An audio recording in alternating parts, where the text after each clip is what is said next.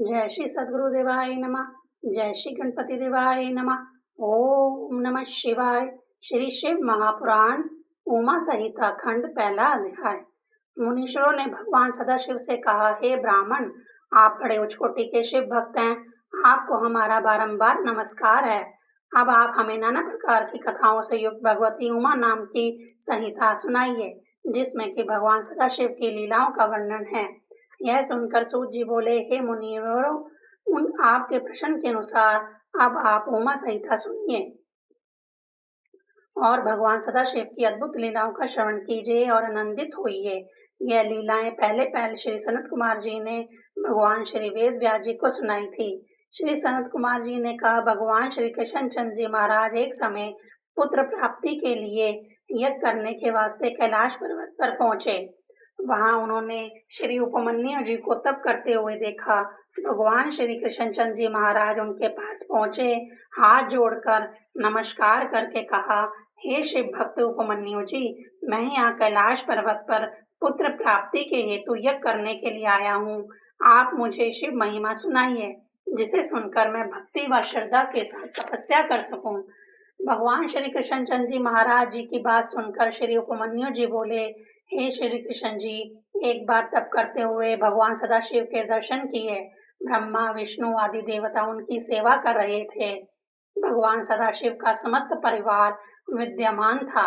मैंने भगवान सदाशिव के पास पड़े हुए उनके दिव्य अस्त्र शस्त्र त्रिशूल आदि देखे, जिनके समान इस संसार में अन्य कोई अस्त्र नहीं है।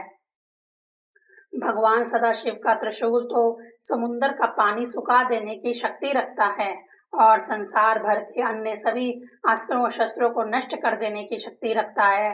उसी त्रिशूल से भगवान सदाशिव ने अभिमानी है हरिया तथा लवणासुर का वध किया था। उन दैत्यों का वध करके वह त्रिशूल दोबारा उनके पास आ गया था। वहां पर मैंने एक फरसा भी देखा था, जिसकी 3 शिखाएं भुएं के समान थी, सूर्य एवं चंद्र के समान चमक रहा था। उसकी धार अत्यंत तीक्ष्ण थी, वह अग्नि के समान जल रहा था।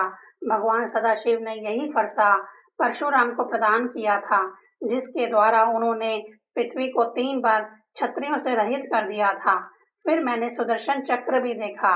उसके 1000 मुख थे, 2000 हाथ, 2000 नेत्र और एक पैर था।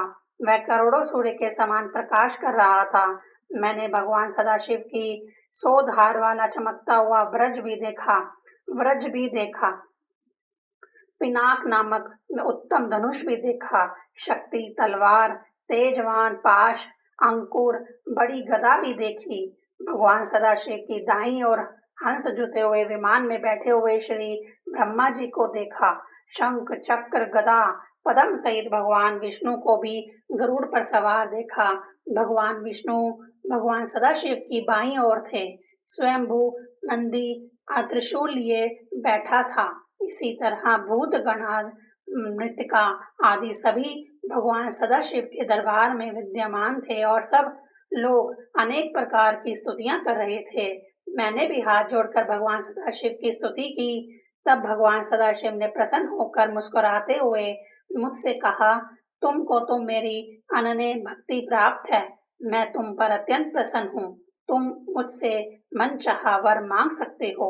तब मैंने हाथ जोड़कर कहा, प्रभु, यदि आप मुझ पर प्रसन्न हैं तो मुझे भूत भविष्य वर्तमान तीनों कालों का ज्ञान तथा अपनी असीम भक्ति प्रदान करें और मैं अपने परिवार सहित दूध भात का भोजन सदा प्राप्त करूं, ऐसा वरदान दीजिए। यह सुनकर शिवजी जी ने कहा, हे उपमन्यु, मेरे वर से तुम अजर अमर बनकर अपनी इच्छा से भ्रमण करते हुए सब मुनियों में ऐश्वर्यवान हो जाओगे। उसी का अमृतमय दूध तुम बंधु बांधवों सहित प्राप्त करते रहोगे, जिसके पास तुम सदा रहोगे तथा तुम व्यवस्थ कल्प को देखते रहोगे। हे मुनि, मैं सदा तुम्हारे समीप रहूंगा।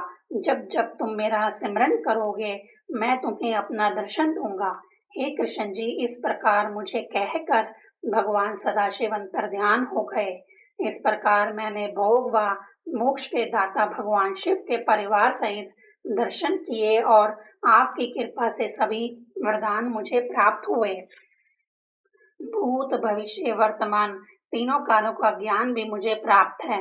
भगवान शिव सभी तत्वों के ज्ञाता, दृष्टा व प्रधान तत्व ईश्वर हैं। हे कृष्ण जी, यदि तुम पुत्र चाहते हो तो शिव जी की पूजा करो। दूसरा अध्याय।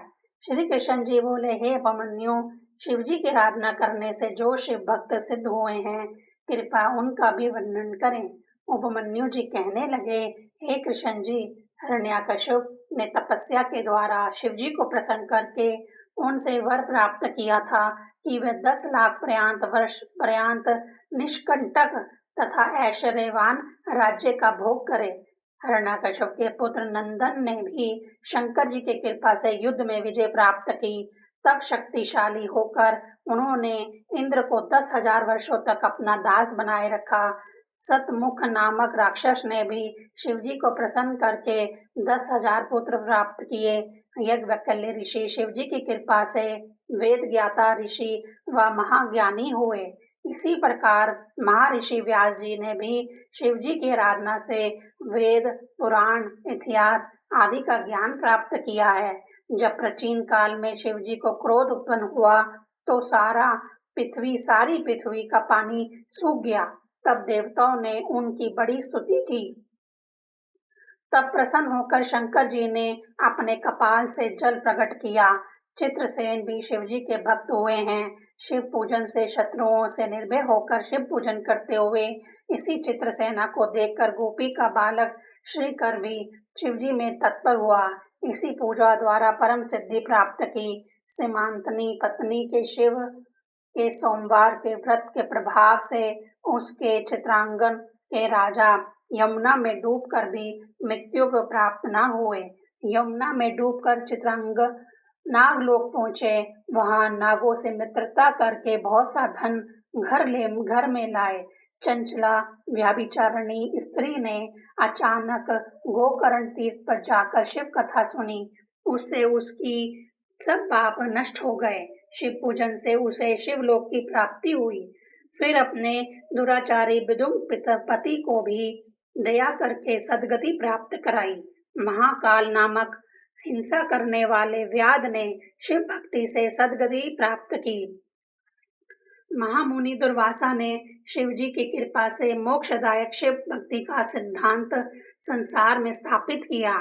परम पिता ब्रह्मा जी ने शिव आराधना करके ही ब्रह्मांड में प्रजापति पद को प्राप्त किया व सृष्टि की रचना की। मार्कंडेय जी ने भी इन्हीं शिव जी की कृपा से दीर्घायु होकर अद्भुत शोभा व शक्ति प्राप्त की। इसी प्रकार शिव जी के वरदान से ही षडल्य जगत प्रसिद्ध एवं पूजनीय हुए। हे श्री कृष्ण जी, इस प्रकार और भी बहुत से भक्त ने शिव जी की पूजा करके मोक्ष को प्राप्त किया। तीसरा अध्याय। भगवान श्री कृष्ण जी महाराज ने श्री उपमन्यु जी से पूछा, हे ब्राह्मण, क्या मुझे भी भगवान सदाशिव के दर्शन देंगे? क्या मुझे भी भगवान सदाशिव दर्शन देंगे? श्री उपमन्यु जी ने कहा, अवश्य में आप शीघ्र ही भगवान श्री सदाशिव के दर्शन पाएंगे और सिद्धि प्राप्त करेंगे। मैं अभी अभी आपको एक अद्भुत मंत्र प्रदान कर दूंगा, जिसके द्वारा आपको अवश्य में भगवान सदाशिव के दर्शन हो जाएंगे और आपको पुत्र रत्न की प्राप्ति होगी। मनुष्य के सभी मनोरथों को पूर्ण करने वाला, स्वर्ग अपवर्ग देने वाला यही ओम नमः शिवाय पंचाक्षर मंत्र सब मंत्रों से उत्तम है। श्री सनत कुमार जी बोले, इस प्रकार भगवान सदाशिव की महिमा तथा पंचाक्षर की महिमा कहते कहते उपमन्यु जी को 8 दिन तथा 2 घड़ियों का समय लग गया। उसके बाद 9वें दिन श्री उपमन्यु जी ने भगवान श्री कृष्ण जी महाराज जी को दीक्षा दी और अथर्व शीर्ष का शिव महामंत्र पढ़ा दिया। भगवान श्री कृष्ण जी महाराज ने श्री उपमन्यु जी से सारी विधि भली प्रकार से समझ ली। फिर जटाजूट धारण करके पैर के अंगूठे पे खड़े होकर 15 महीने तक कठिन तप किया। तब 16वें महीने भगवान सदाशिव ने श्री पार्वती जी सहित प्रकट होकर उनको दर्शन दिए। भगवान श्री कृष्णचंद जी महाराज ने उनको प्रणाम किया, उनकी स्तुति की। एक बार प्रसन्न मुद्रा से मुस्कुराते हुए भगवती पार्वती की ओर देखा और भगवान श्री कृष्णचंद जी से कहा, हे श्री कृष्ण जी, यह मैं भली प्रकार से जानता हूँ कि आप मेरे अनन्य भक्त हैं और दृढ़ व्रती हैं। मैं इस समय आपको मनचाहा वर देने को तैयार हूँ। आप वर मांग सकते हैं। भगवान श्री कृष्णचंद जी महाराज जी ने कहा, प्रभु, मैं आपसे 8 वर मांगता हूँ। मेरी बुद्धि सदा धर्म में लगी रहे। दूसरा, मैं सारे संसार में अक्षय यश प्राप्त करूं। तीसरा, मेरा निवास आपके समीप हो। चौथा, आप में मेरी दृढ़ भक्ति बनी रहे। पांचवा, मुझे 10 प्रक्रमी पुत्रों की प्राप्ति हो। छठा, युद्ध में मैं घमंडी शत्रुओं पर विजय प्राप्त करूं। सातवां, मेरे समस्त शत्रु नाश हो जाएं। आठवां, मैं समस्त योगियों का प्यारा बनूं। भगवान श्री कृष्णचंद जी महाराज के वचन सुनकर भगवान सदाशिव जी बोले, हे श्री कृष्ण जी, तथास्तु, मैंने आपको सभी वरदान प्रदान कर दिए। इसके बाद श्री पार्वती जी बोली, हे श्री कृष्ण जी, मैं तुम पर अत्यंत प्रसन्न हूँ। मुझसे तुम मन वांछित वर मांगो। इस पर भगवान श्री कृष्णचंद जी महाराज ने निवेदन किया, हे देवी, मैं सदा सदैव ब्राह्मणों की सेवा करता रहूं तथा अपने माता पिता का भक्त बनूं।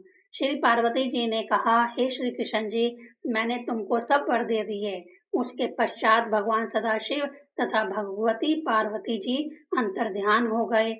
तब भगवान श्री कृष्णचंद जी महाराज अपने सभी मनोरथ पूर्ण होने के बाद श्री उपमन्यु जी के पास पहुंचे और उनको सारा भगवान सदाशिव के दर्शन पाने और उनसे वर पाने का सारा वृत्तांत कह सुनाया।